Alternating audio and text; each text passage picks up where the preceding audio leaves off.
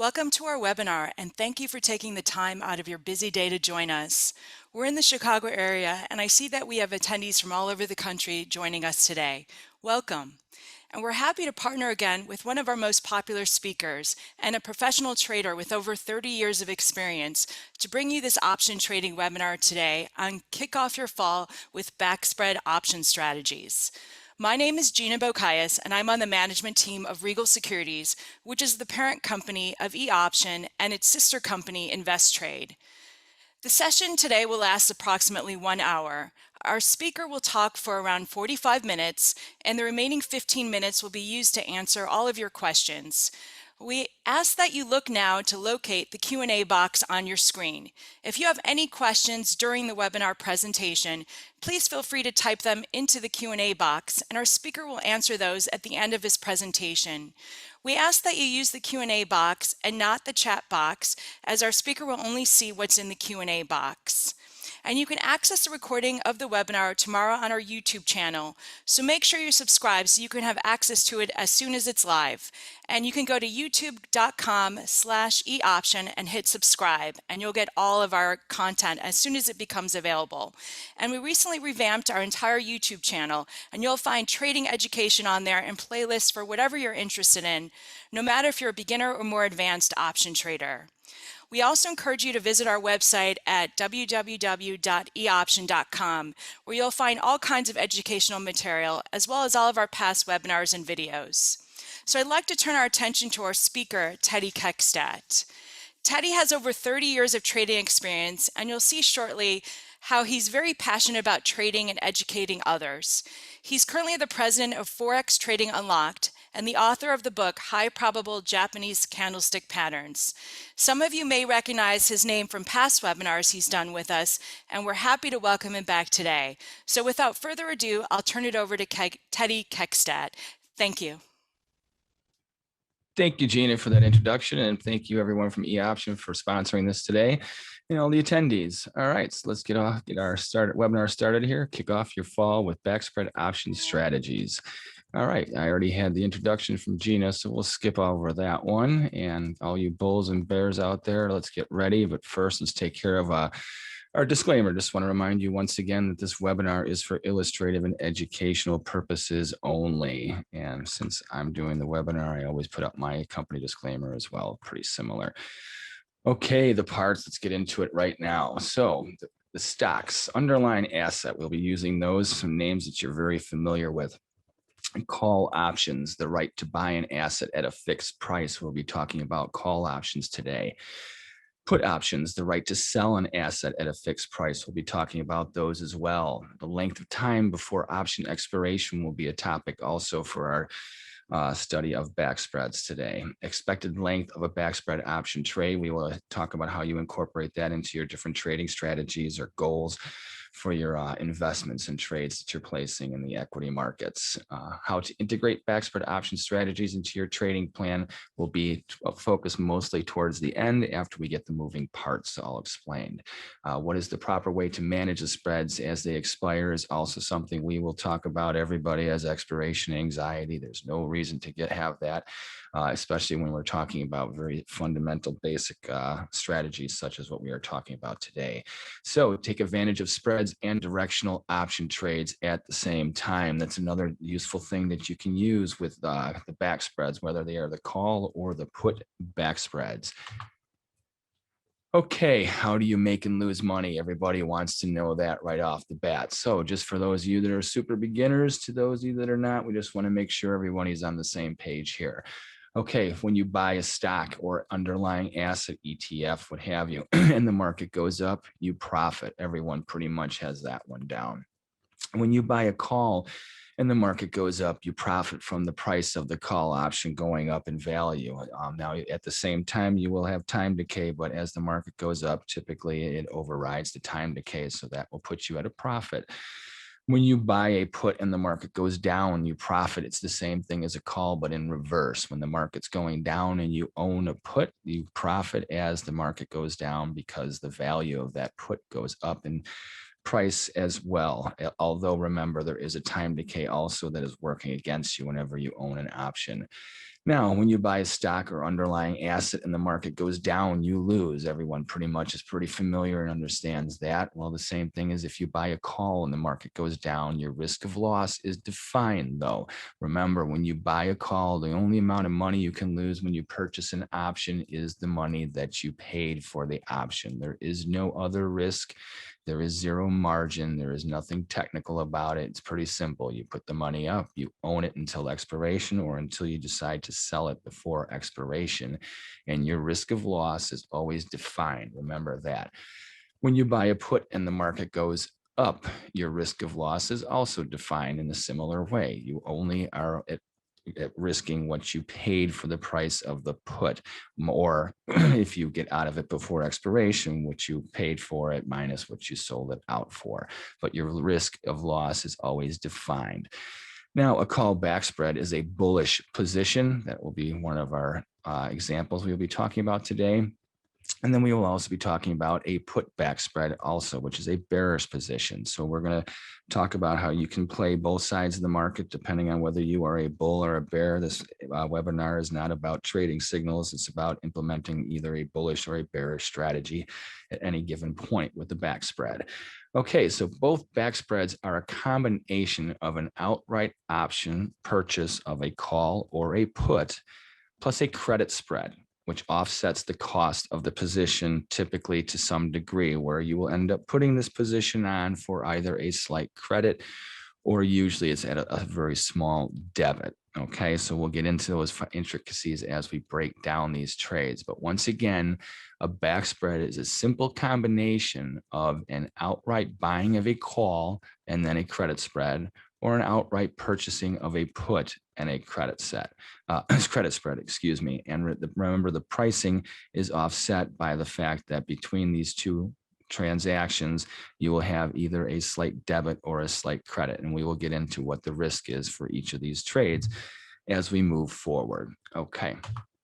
So backspread volatility strategies. So we're going to go over this before we get to the charts, and everything will start to get really clear. So for the first thing you got to remember is that backspreads are a volatility strategy. Okay, so what does that mean? It means that volatility, an increase in volatility typically will help your position. Okay, now for the call backspread, it starts by you selling one call and buying another call at a higher strike price, plus matching that higher call with, the higher strike price with another call. So that would give you a credit spread plus an outright call position, which when you put those together, they are called a back spread. And we'll get into all the intricacies of how you place these trades after we get through these parts. So why do you put on a call back spread? Your outlook is bullish, typically, especially if you are very bullish. Now, when would you be very bullish and why would you want to do something like this? So let's say you consider that there's a news event coming up and you think it's going to be very bullish for it. Whatever the news is going to come out, that it's going to be very bullish. So for instance, like an FDA approval of a miracle drug, which we know we have many of those out there right now, or some other patent pending or something like that. That would be a fantastic time to put on a call spread if you think the market's going up. You don't want to put risk into buying the stock, okay? And remember, your risk with this is definitely limited, okay? So why is your risk limited? Because remember, we have a credit spread and we have an outright option. So the outright call that you purchase is limited to only the cost of that option. Okay, so you already know right there, the most you could lose on that one half of the back spread is the cost of that call option. Then you have the credit spread, which you already take in a credit to begin with to initiate the transaction. So your risk is only the difference of the two strike prices of those two options minus the credit you already had taken in because you already have that money. So that difference is the only risk that you would be dealing with. And we'll get into that as we break down the trades with the different pricings. So once again, an increase in volatility helps this position. Why? Because you want volatility, you want market movement. If you have market movement and if it goes in the direction of your call back spread, then that aids the position as far as your pricing. So you will be making more money more quickly if volatility goes up and market movement goes your way. The only thing that does hurt you though is time erosion. Reason being is that you have a total of 2 net long calls that you own and 1 net short call that you are short. Now for the short position, the time decay is in your favor because you sold the option. So you want the option to go down in value whenever you have to purchase it back, if you should have to do so.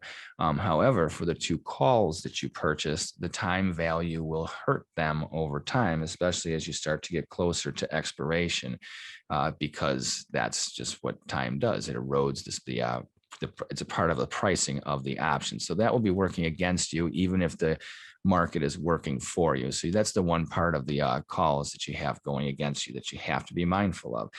So the put back spread is the same thing, but it is a bearish spread. This is where you use puts. And in this case, you will sell 1 put and then you will buy 2 puts at a lower price. Okay, so what you do to enter the trade you would first sell 1 put, excuse me, sell 1 put and buy 1 put at a lower price. And then you would add 1 more lower price put at the same time, which would be your outright position. Okay, so you have your outlook, which is bearish. Your risk is limited. And why is the risk? Oops, why is the risk limited? Sorry about that. Okay. The reason your risk is limited is because you already know that for your outright put, what you paid for that option, just like when in the first example, that's all the money you can lose. And then also on the credit spread, you would have already taken in a credit for the difference between selling the 1 put and buying 1 other put further out. So that credit minus the difference between the 2 strike prices would be the only thing that you would have as far as your risk that would be involved. Okay. Now, similarly to the back spread, an increase in volatility helps this position for the same reasons. And time erosion hurts the position for the same reasons as well. Okay. So now let's get into the how to place the trades.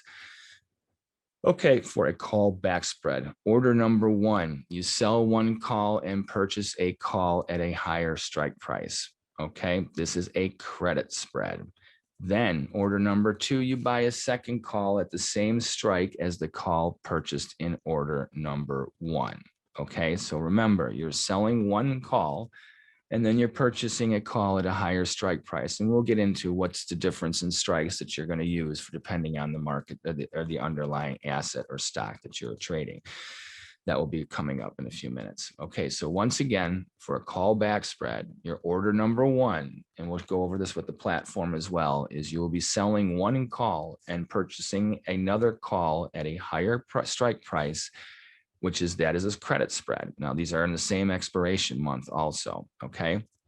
So you're going to buy a second call at the same strike as the call purchased in order number 1. That's an outright call. So you will have a net position of owning 2 calls at a lower strike price and having sold 1 call at a, you sold 2 calls at a higher strike price, and you will have bought 1 call or sold 1 call, sold 1 net call, bought 1 call at a higher strike price, which gives you your credit, plus the buying the second one, which gives you either a net credit or a net debit. So that gets back to when we first talked about the intricacies of this position will either cost you a slight debit or it will be a slight credit. So that if you're wrong about this position, which we'll get into also, or if you happen to do this at a credit and you're wrong on this position, it actually works in your favor, which is one nice bonus to if you do, or if you're wrong with this position. Okay, so for the put back spread, it is the same thing. You're going to order number 1 will be selling a put and then purchasing a put at a lower strike price. And this is your credit spread. That's the first half of your position. Your order number 2 will be buying a second put at the same strike as the put that you purchased in order number 1, which that's the lower strike price put. Okay, and once again, this will be done for either a net credit or a debit. Now, you ask, well, what situation will bring this on? Well, this has to do with volatility for one. That's usually one of the biggest things. And also in relationship to how far you are initiating these put or call back spreads to the underlying asset price, because the call back spreads will be above the market price and the put back spreads will be below the market price. Okay, so now Why 2 orders for a call put back spreads? Okay, well, buying an outright call or a put is a beginner strategy. Placing a credit spread call or put is a beginner strategy. Back spreads on certain platforms are considered ratio spreads. Although there is a 2-to-1 ratio in a back spread, it is not a ratio spread. Okay. Now this term gets totally confused because of depending on where you go and look at it. It's a converse ratio spread, really. Okay. So it's a reverse ratio spread. And the reason it's called a back spread is because of the combination of 2 trades, the purchase of one option and adding a credit spread simultaneously. 2-to-1 is a mathematical ratio, but it is not a ratio spread. It is a converse spread. Once again, any combination of more than 2-to-1 options is a real true ratio spread. 3-to-1, 4-to-1, 5-to-1, 5-to-2, etc. You get the idea. Real ratio spreads are for advanced traders only. They're totally different topics. Some of them have their own exotic names, but it's very complicated, and it's something that you would have to have a very good understanding of a lot of variables when it comes to options to even get into them. Be very clear. Back spreads are a combination strategy and not a ratio spread. Confusion comes from non-industry explanations of this strategy. If back spreads were ratio spreads, then they would be no term back spreads. Back spreads let you know that there is only a 2-to-1 combination. And the difference is because there's no margin risk, and there's also there's defined risk with a back spread. You already know that you have the one outright call or put. You can only lose if you're wrong on that position, what you paid for that option. And then for the credit spread, then you can only lose the difference of the credit minus whatever the difference in strike prices is. So we're going to get into that as we get into our next slide. So absorb that. It's actually very simple. Remember that, yes, 2-to-1 is a ratio, but because it's a back spread, it's only a 2-to-1. So that's how you know. It comes from the trading floor. So you would know that if someone was selling or buying back spreads, they were only doing a 2-to-1 combination. Otherwise, it would be something called something else. Okay, now let's get into our next slide. Uber Technologies. Everyone's familiar with Uber. Is becoming a verb. So you know a company is, even if they're not successful, but they've done something, if a name of a company becomes a verb.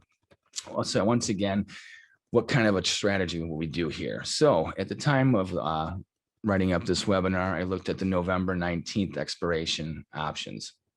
So in this situation with Uber Technologies, transportations were going down. The S&P 500 index was going down. So the broad outlook for just stocks and equities in general was a little bit bearish. So you have a choice. You can either be a bull saying, I like Uber, or you had some idea about some of the new announcements that were coming out, which definitely have changed the market, because right now Uber's trading at $45. At the time of this webinar, putting the slide together, was at $39. So very good for this example that we're talking about. So at the time, the outlook for a bullish trade for this back spread would be selling the 42.50 call at $1.81. So the 42.50 is his first strike price above where the market's trading, and then buying 2 calls at the 45 level. Now, when you enter it into the platform, you would be selling one 42.50 call, buying one 45 even call for a credit spread. And then you would be adding another 45 even call that you would be purchasing. At the time of the slide, a 49-cent debit would have been pretty much the transaction that you would have had for this one. Now, if you were bearish, thinking that this trend is your friend and it's going to continue to go lower, then you would be doing the puts back spread, which would have you selling the 37.50 put for $1.75. Remember, all options pricings are times 100. So $1.75 would be $175 credit you would get for that selling of that put. And then you would buy one call at the 135 even put rather, which would have cost around $1.06. So that would be $106. Okay. And then that would be your credit spread, where you would have that amount that would then offset the cost of buying one more 35 put at $1.06 or $106, which would then come out for a debit of 37 cents. Now you would put the put back spread on if you were bearish. You would put the call back spread on if you were bullish. Now here's another thing you could do too is if you own the stock, using the put back spread is a great way to hedge your investment. It's a way that you can absorb some of your depreciation of stock value over time during market swings, while giving yourself a very good bang for your buck in the event of a big market sell-off. And also, if you don't own the stock, it's a great way for you to take advantage of different swings in the market, whether they are bearish or bullish. So in this case situation, we're looking at the November 19th expiration, okay?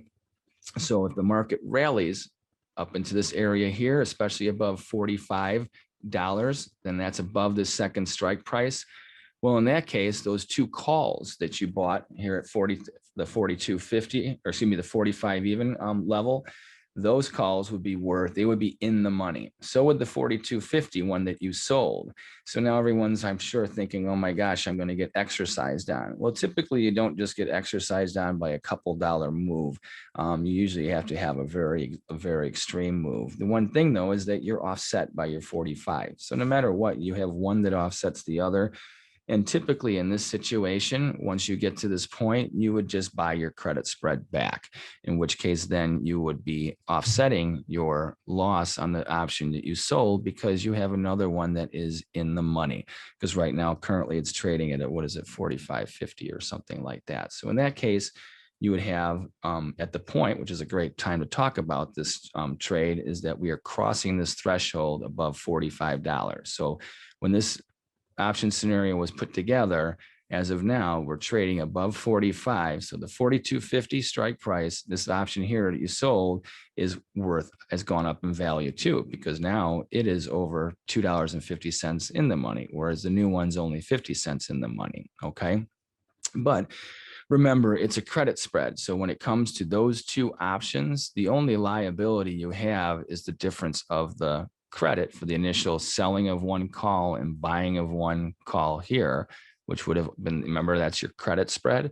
So that's all that you can possibly lose. So, and then your other call is now worth more than you paid for it. So in this case scenario, having a bullish call back spread on, you would be in the money and you would be looking at having taken advantage of a market swing over the last couple of weeks without actually owning the underlying asset. Now, how about the bearish position? Well, obviously these puts here, and no matter what, this ones you sold and the ones you bought, now they still have some value because they have time value going on. Remember, these are November 19th expirations. They still have 3 weeks before expiration, or excuse me, a month and 3 weeks before expiration, which that gets back to another thing, is that the time decay value that we talked about, because they're not expiring in October or in a couple weeks or in 3 weeks or so, the time value is not eroding that fast. So the value of these options and these spreads hasn't changed much because of the time value. The volatility, however, has definitely hit this particular stock, because now it's gone from, once again, trading at just below $40 to above $45. So, which then I think everyone can figure out the math on that, how much of an appreciation that is in just a period of, well, this is only a period of 9 days, 10 days. So right now we're going to go and take a look at the math so that you got it all clear in your heads, and then we'll show you how it works on a trading platform. Okay, Uber backspreads, the bearish backspread. You are bearish the underlying asset. So in this case, you would sell one 37.50 put at 175, and you'd buy one 35 even strike price put at $1.06. Remember, these are the November 19th expiration options. This would yield you a credit of 69 cents or $69. And then you would then buy one 35 even put. Remember, that was a strike price that you bought for your credit spread, for around $1.06 as well. And that would leave you with a net debit of 37 cents or $37 to put on this whole position. So for $37 per spread, technically, which would be the combination of your credit spread and your additional put, it would come at a cost of $37 altogether.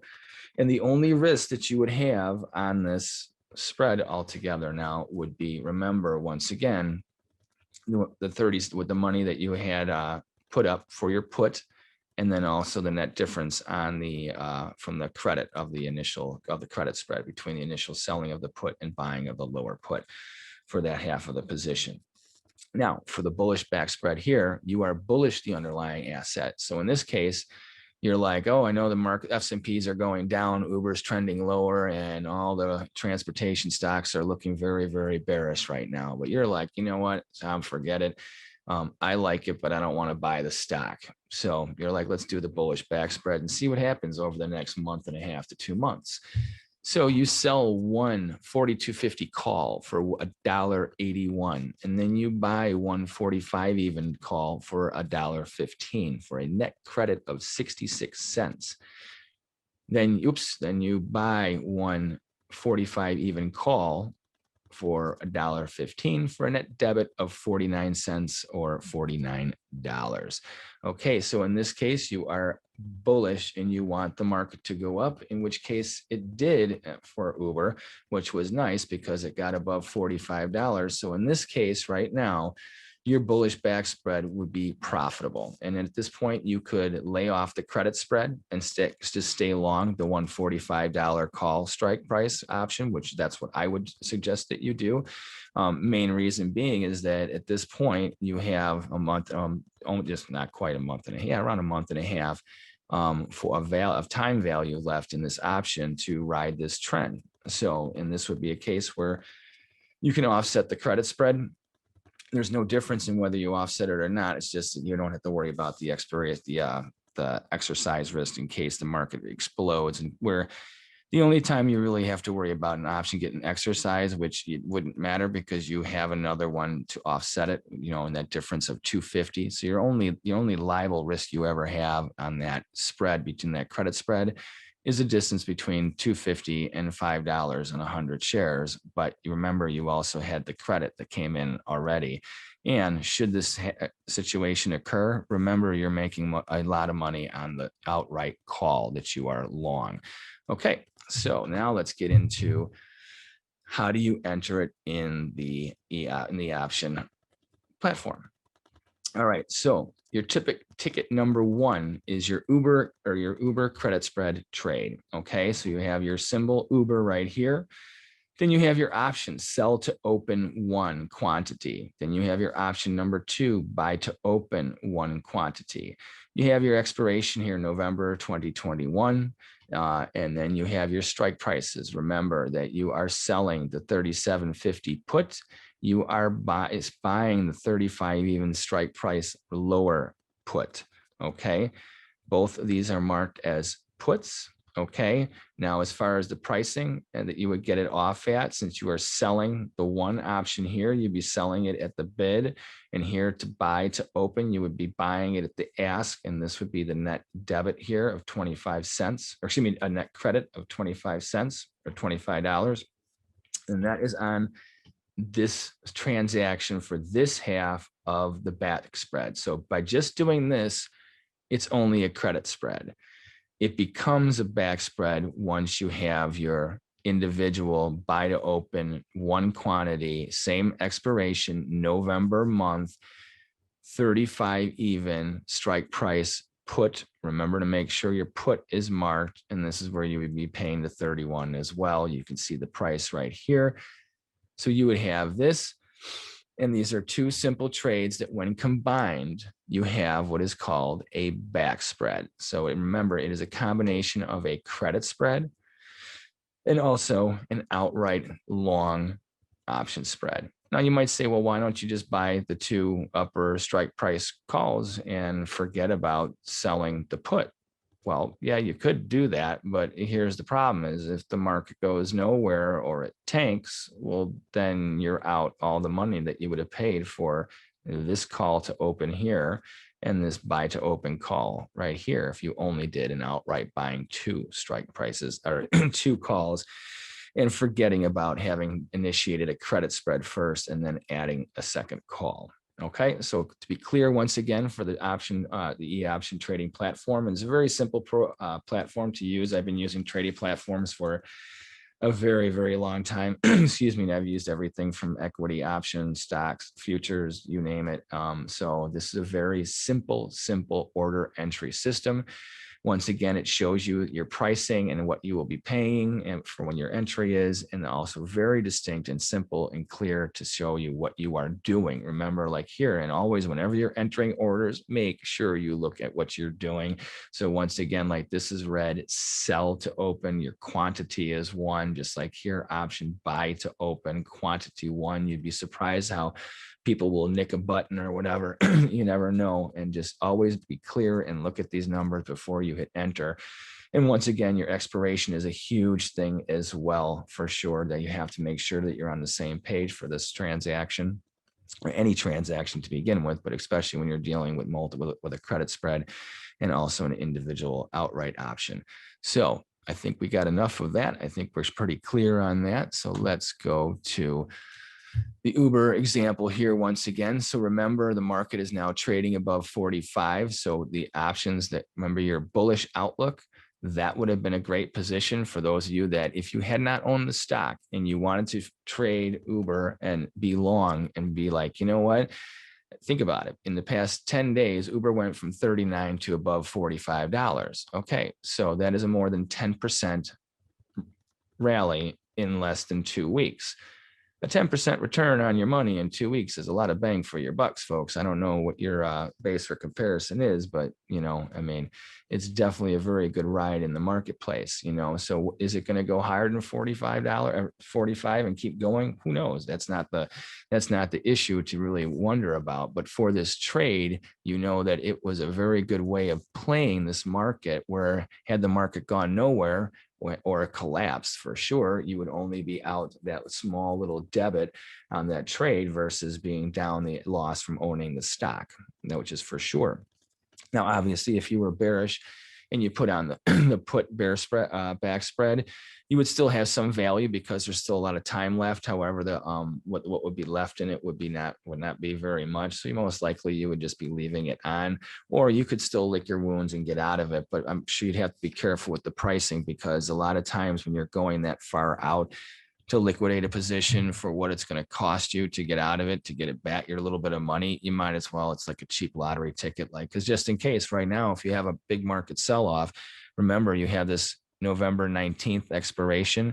Like right now, the market's gone up to $45, but this could be just a bullish correction before all of a sudden it joins the rest of the S&Ps and the rest of the stock market, which is trending lower. So we'll be mindful of these positions also. Like, once you hit them, pigs get fat and hogs get slaughtered. Once you have a chance to take a profit and just manage them properly, and be mindful of your time. Once again, November 19th seems like it's a far time away, but it isn't when it comes to options. Remember that right now, time decay is slow because we're still very far out.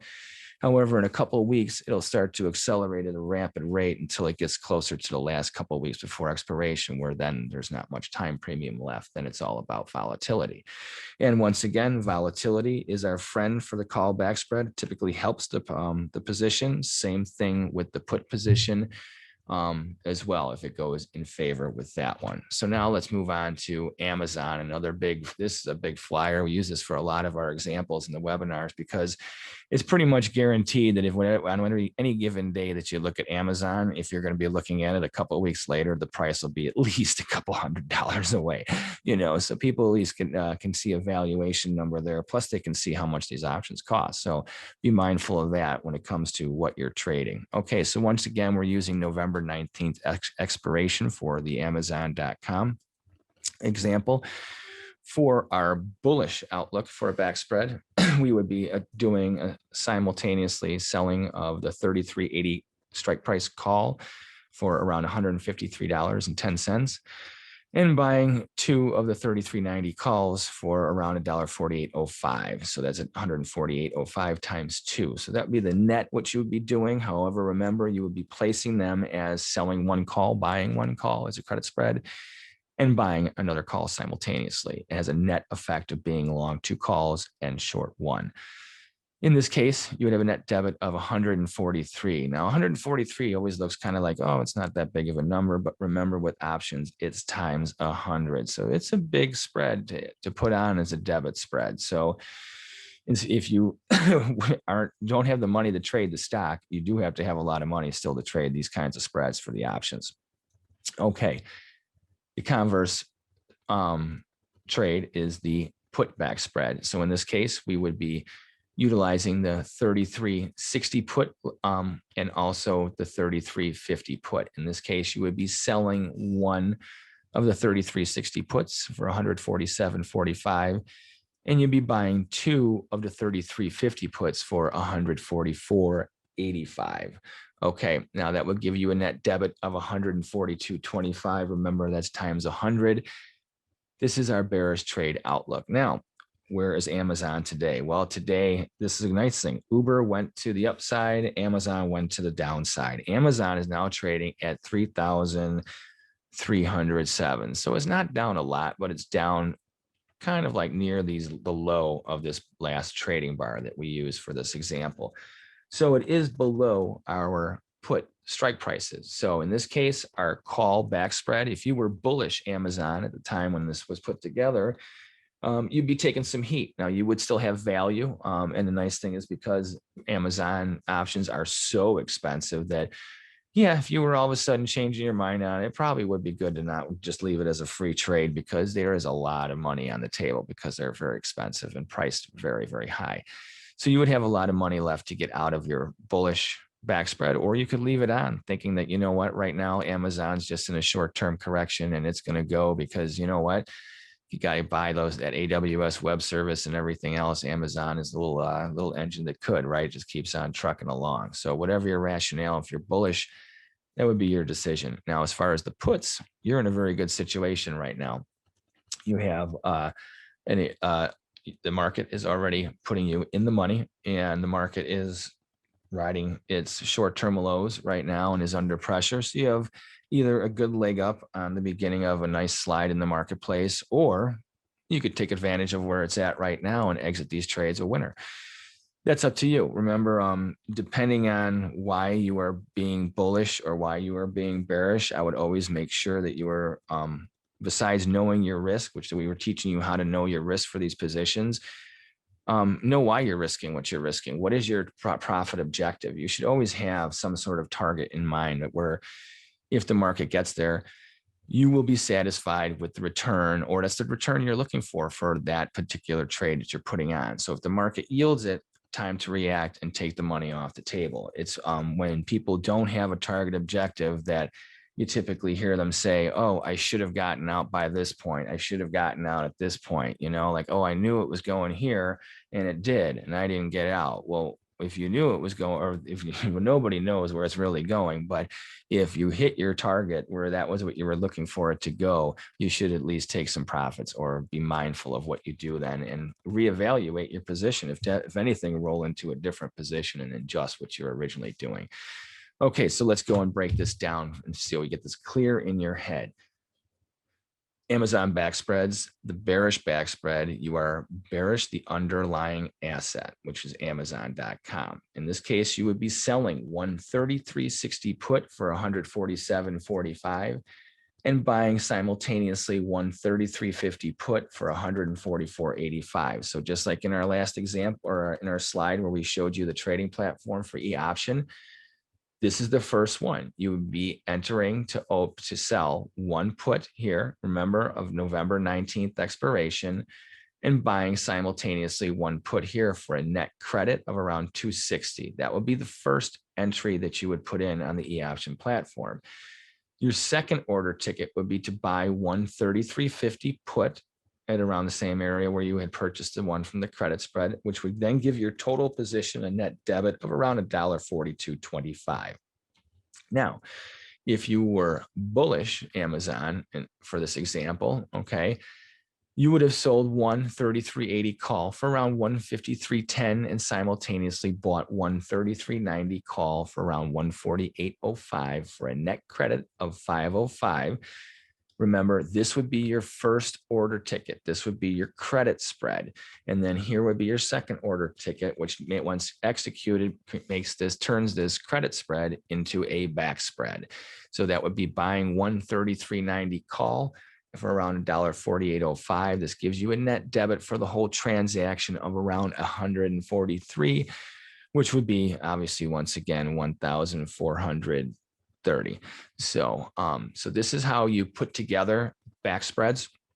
Remember, once again, that the key thing here for you is you don't want to pick an expiration date that's too short, something that's only 1 to 3 weeks. You want to be at least 30 to 45 days. You can go out even further to more like 60 days out, even a little bit further. Reason being is that if you are very bullish or very bearish, especially if it's a short-term outlook, like once again remember, if you were, say, for instance, for the callback spreads, if you were trading a number like an FDA announcement, okay, that would be a reason for you to put on your bullish back spread, which would be your buying or selling your one call strike price above the market and then picking another higher strike price above it to buy back, initiating your credit spread, followed up by purchasing one more call. And that's where you'll be looking for a big rally off of, say, an FDA number or a patent coming out, something such as that.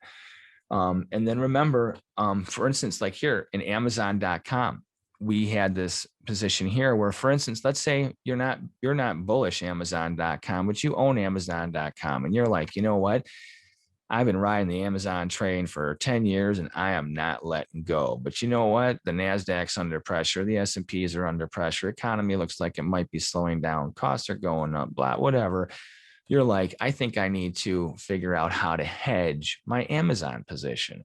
Well, that's what you would be doing. And we're going to get to questions after this final comment. You would be putting on this bearish put spread, back spread rather, where in this case scenario where the market had just sold off a little bit, you could either exit your hedge or you could leave it on for a little bit longer. You have until November 19th. Now, should the market rally and accelerate above where it was originally, then you're making your money on the rally in Amazon.com and you were covered in case there was a big sell-off. But right now, between coronaviruses, containers, shipments backlogging in harbors all across the world, and you can go, the list goes on for reasons to be like, there should be some time that the stock is taking a little bit of a back off, So, and even if the market just has a correction, whatever the reason being right now, particularly because the market obviously is lower, you're seeing that this as a hedge would be a viable options transaction strategy to put on. And it's very simple. Once again, it's two simple order tickets where once again, you would have been selling the one put, which is just below the market where it was at the time of the slides at the 33.60, buying the 33.50 put. That would be your credit spread. And then you'd be buying the 35.50 put outright afterwards in your second order ticket, which in this case would be a viable hedge for the current bearish slide that's going on at Amazon.com. Now, am I bearish Amazon.com and saying you should go and put something like this on? Absolutely not. But if you do for your portfolio, whatever your goals are and what have you, when you get to a certain point, if you're looking to protect any type of stock, this would be something you would do. Now, Amazon's a very expensive stock. So remember, it's still a very expensive hedge. For other markets, not so much. So remember that you are paying up because of the volatility is so high in Amazon. So that's a big deal. Just remember that. All right. Once again, for the Amazon to be clear, remember if you would put on the bullish outlook, the callback spread right now, you would be taking some heat. And if you would put on the put back spread, like if you were just bearish and you did not own Amazon.com, you would be up money in this position. And you could figure out, well, do I want to take the profit and run, or do I want to give it a little more time since I have a month and a half still, over a month and a half still? Or you look at it in the sense that if you did own Amazon.com and had you put on this hedge, you could empty the hedge right now and say, hey, I just absorbed some of my loss. I don't want to be hanging on. I don't think Amazon's going to take too much of a dip. Or you say, hey, you know what? There's a lot of uncertainty coming into the marketplace over the next week or so. I want to see how this quarter ends. give it a couple weeks. And if it's lower, you know, who knows, maybe it's a lot lower, then you really get to absorb part of the slide from your equity position on Amazon. So once again, there's multiple ways, multiple reasons why you'd put these on. And from both our examples, you can see how actively in the marketplace within just 10 days, either position would have actively helped either someone who had owned the stock or would like to participate in stock movement for whatever the reason may be. Okay, so real quick, we got some questions about the webinar, the option strategies, and the application. So let me pull up the questions and answer. I'm getting to it. Okay, so the difference between spread and the backspread. Okay, backspread once again is defined by having you are putting on a credit spread and adding an extra option, depending on whether you're being a call or a put direction, which is your direction. If you're bullish, you would be simultaneously selling one call, which is close to the market price, above the market. And then you would be buying two calls above that at a higher strike price, depending on how wide and how much risk you would like to take and how much market movement you're looking for. Now, a spread is all kinds of things. First of all, the spread could be just the difference between the bid and the ask. It's a difference in price. It's a differentiation in using multiple contracts. It's different contracts with multiple months. So a spread is a very wide open term as far as what's the difference between a spread and the backspread. But good question, Junmin. Michael, all contracts in a trade at the same expiration. Correct. In this example, everything was the November 19th expiration. No matter, now you could put on different, like let's say you wanted to put on, for whatever reason, you could have on a bullish spread, you know, and which month you use, whether you go out to November 19th or the next one further out or one shorter. When I did the example, that could be once again due to your goals. Remember, if you're, let's say you're only trading a earnings announcement that's coming out 2 weeks from now, okay, you could go out to the same month that I did, for instance, in this example, but you wouldn't need to go out to January of 2022, you know. So, but the main thing is, yes, for whether you're putting on the call or the put backspread, same month expiration. Okay, how to select the proper strike price for either backspreads. Okay, so for the backspreads, the one strike that if you're a call, a bullish backspread, you will be always selling a call strike price that is above the current market price of your either your equity or underlying asset. The ones you will be selling will be typically, depending on, it depends on the ranges that you have. Like for instance, with Amazon.com, going $10, $20 in difference in strike price is not really odd or unusual, because the volatility of that stock is sometimes $50, $100, $200 a day. If you were trading something, say like Uber, which went from $39 to $45 in the period of this time from putting this webinar together and today, you would use option strike prices that are tighter, because I mean, even though it had a great move in 2 weeks, or less than 2 weeks, of 12% or almost, those aren't normal. You don't have that typically in a very short amount of time. I mean, a lot of times you won't see a 12% move over the course of a year in some stocks, you know. So in that case, you would have them much tighter, which also means your risk is less. I mean, your ability for market movement to get above those higher strike prices is much easier too. You don't want to go too far out and too wide with your gap in between your strike prices, because otherwise you need more market movement. Okay, let's see. Next one. I hope it is not too low. Can the financial system exercise only part of the strategy? That would be a headache. Well, okay. So for instance, here's the reason why you don't really typically have to worry about it. If somebody was only going to exercise something at a price that's very close to the market or right there, you just buy the stock. You wouldn't put on an option. You just put an order in to buy the stock once it hits that price. Okay, typically when you have options, you're looking for movement. So if it just, for instance, let's say that for in this example, let's see, the one was like a 45 even call, or 42.50 call, and 45, I think 45 even call, right? And a 47.50 call.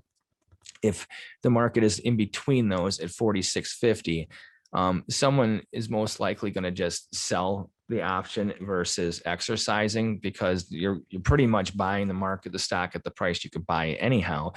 And if they exercise it, they still have to have the money. Remember, they have to still put up the money. Just because they buy a call, it doesn't mean the stock is free. It just means they have the right to purchase it. So, and usually you're not going to find somebody exercising an option. And the thing is too, is once you get above your second strike price, as long as your strikes aren't too far apart, if you don't have the stock, you can always exercise it, and your only risk is that difference between your strike price and whatever credit you took in. And in this case, because you have the second call option or put option, if that one's in the money making money, that's offsetting any loss that you would have from that difference of your initial credit spread. Because remember, when the market does get above those two calls in the strike for the back from the callback spread, or below the two lower strike price puts in the put back spread, both of those options, all the options are in the money, and the two that you own are in the money, and you own two of them, so, and that second one offsets any loss typically.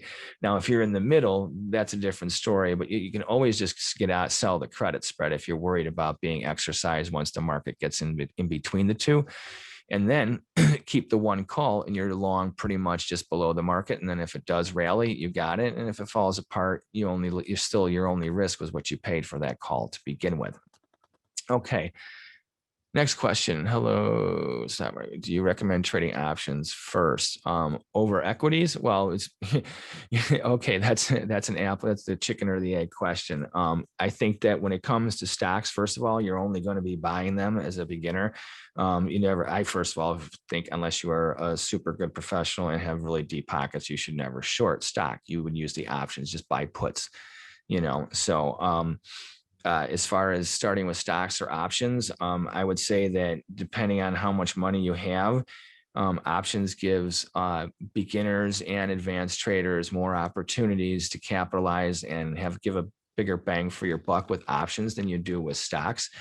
Like for instance, you looked at the reason I use Amazon a lot as an example and other stocks is to compare the difference in pricing, so that people are aware of the fact that you might be like, I love Amazon, but you got to have deep pockets to know what you're doing. Because if you're wrong, you're going to be, everything is all relative. But when it's 1,000 times more relative than what you could be doing in most average stocks and around in the marketplace, it's a big deal.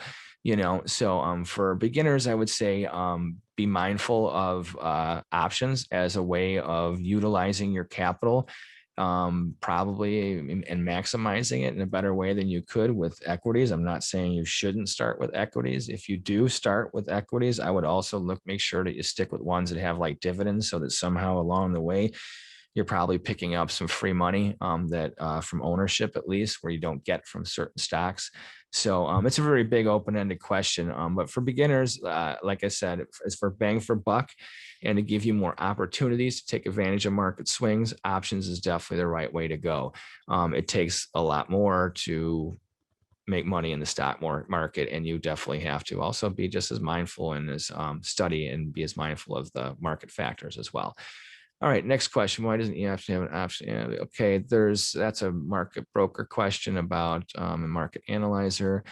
Can this be used in IRAs? Yeah, I know. As far as I know, you can have option accounts that are in your IRAs. I know I have equity account that is. So yeah, you can use options in your IRAs. So that is now there are certain restrictions when it comes to platforms and IRAs and a bunch of things with options. So make sure you consult your accountant and also your broker before you start doing things like that when it comes to your IRAs. Why not just type 2 strikes instead of opening up another buy trade for a put? Okay, so good question. Why do you put the credit? I think what you mean is, why do you put the credit spread on, and then why do you put on the individual other option call or put, depending on which one you're doing? That has to do with how you enter trades in the e-option platform. Depending on the scale of investor that you are, some people, depending on how much equity they have in their account, what their margins are, they have the ability to do things that are marked as advanced traders. So for instance, your platform does not allow you to do ratio spreads. That's why we were very clear in explaining the backspread definition, and we're winding things up. But I want to be very clear with this once again, that the reason you only enter 2 transactions versus 1 is because ratio trades are not allowed on that platform. Other platforms under other designations, depending on your account balances and stuff, may allow that. that's a different story. But for the platform and for the webinar we're doing today, for you able to execute this transaction, you would have to do it as a credit spread, and then also an outright call, or a credit spread and an outright put, depending on whether you're doing the call back spread or the put back spread. So that's for that answer to that question right there. And can you put on both back spreads simultaneously? What is the recommended? Okay. Absolutely, you can put on both back spreads simultaneously. And that's a case where, let's say you think the market's totally range bound. You could throw a call back spread on and a put back spread on. And then if the market goes absolutely nowhere, well, you know your cost. But the thing is, here's the problem. It's a volatility spread. So you know what you'll lose, and you could do that, but you're going to lose on both transactions. Because if the market goes nowhere, now if it goes one way, which it can only go one way. So if it goes up and explodes, then you'll make money on the callback spread, but you'll lose money on the putback spread. And conversely to the other way. So unlike, there are things where you would put on both, you could play both sides of the market. That would be when you put on a iron condor. There are option strategies for playing both sides of the market. But with back spreads, you want to be either bullish or bearish, or you own the underlying asset and you put on a put back spread as a hedge in case of a downturn in the market to protect your stock for short over and absorb short-term losses. So that's the question. So yes, you could put them on simultaneously. However, you would be losing money if the market goes nowhere, and no matter what, you would lose on one leg. So you could only recoup some of your money. But yes, you could do that. But I suggest you don't do it because you would be losing money for sure. Okay. At expiration, what is the difference in profit loss for back spreads? Okay, we'll finish up with this question. At expiration, if the market is in your favor at expiration, well, then obviously it's in the money. So you could, now I always suggest, and there are those that will argue that you can let things expire, and you can. When there's very little time left, there's no reason not to just clear your assets out and get out of them. So I suggest before expiration, either like the day of or the day before, especially if you have realized your targets and your profits, time decay is gone. Market movement and volatility is the only thing that can hurt you.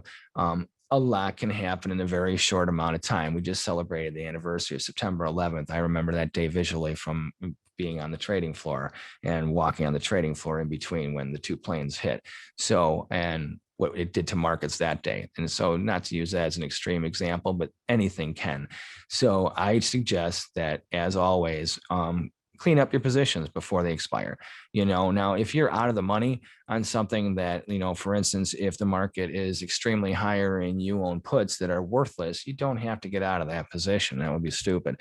But yeah, when you have something like a credit spread on and have this position on where you are in the money, then do it, because the odds are greater that you will potentially lose part of the value of your position before expiration happens, and on expiration, then increase your profits on your investments and your trades. So that's where I would say absolutely, definitely make sure that before expiration, and it doesn't have to be that close to expiration either. But once you hit that's why you want to have targets. Once you hit them, take your money, you reevaluate another opportunity in the market. So, but that's a webinar for another day. Today we were just explaining how to implement call back spreads and put back spreads. So with that being said, I'm going to give one last little plug here. And just remind you that I'm Teddy Keckstedt, and I wrote a book called High Probable Japanese Candlestick Patterns. It's available on Amazon.com in paperback and Kindle versions, and soon to be hardcover. Amazon's finally going to allow hardcover versions. So in the next couple of weeks, hopefully that will be released. I get the first edit of it next week. And also don't forget to like my YouTube channel, Forex Trading Unlocked on YouTube, and also eOptions YouTube channel, which you can see all the webinars they have, and also go to eoption.com. And now I'm going to turn things over to Gina. Thank you guys for your attention today, and you have a great day. Great. Thank you so much, Teddy. That was very interesting and informative. And we hope everyone learned a new trading strategy today. We'd also like to thank all of our attendees for taking the time out of your busy day to join us and for all your terrific questions. I think we reached a new record for questions today. And there were a few questions specific to our trading platform in the Q&A. If your question wasn't answered or you have additional questions, feel free to reach out to us. We do have a live expert support desk, and we're happy to answer all of your questions. You can email us at support@eoption.com. You can give us a call or go to eoption.com, and we have a live chat option on our website where a broker will answer your questions. And someone asked if you're a beginner, should you trade options? And I just wanted to make clear that options can be riskier than equities, so you really need to understand what you're doing and educate yourself. It's extremely important. And so I do urge you to go to our YouTube channel and subscribe, and we have different playlists, and one of those is for beginner option traders. And so we'll go over strategies like covered calls or ways to generate more income, just more conservative strategies. So you definitely want to educate yourself, and eOption can help with that. We also have on our website, we have materials. So I encourage you to check it out. And even if you're intermediate or advanced, we also have strategies for you as well in playlists on our YouTube channel. And just briefly, I want to touch base. If you're a current customer, we're glad you can join us for this webinar. But if you're not a customer, we hope you'll take a closer look at eOption. And just to quickly tell you some of the benefits, we charge $0 for unlimited stock and ETF trading, so that's zero commission. And options are just 10 cents per contract plus $1.99 per trade. That's one of the lowest rates around in the country. So if you traded 10 contracts with eOption, that would just be $2.99, and 20 contracts would be $3.99. And that really does blow away a lot of the competition. If you went with some of the other big firms, they charge 65 cents a contract. So 20 contracts would be $13. So that's more than 3 times than eOption charges. We also offer free tools just to help you generate trading ideas. We offer something called Options Play. That's normally $500 annually, but we offer it free to all of our customers. And we also offer unlimited research reports. We have a free screener that you can customize and search by over 60 criteria. We offer a wonderful service called auto trading, where you can get your newsletter alerts automatically traded for you, low margin rates, and so much more. And our parent company, Regal Securities, has been around for over 45 years. So, we're not a brand new company. We've been around, and we really take pride in servicing our customers. And we do more webinars in the future, so stay tuned. We will send you an email when the next one is available. So again, we hope you reach out with any more questions, and we're so glad that you can join us. And thank you again for your time. We hope you have a wonderful day and stay safe. Bye now.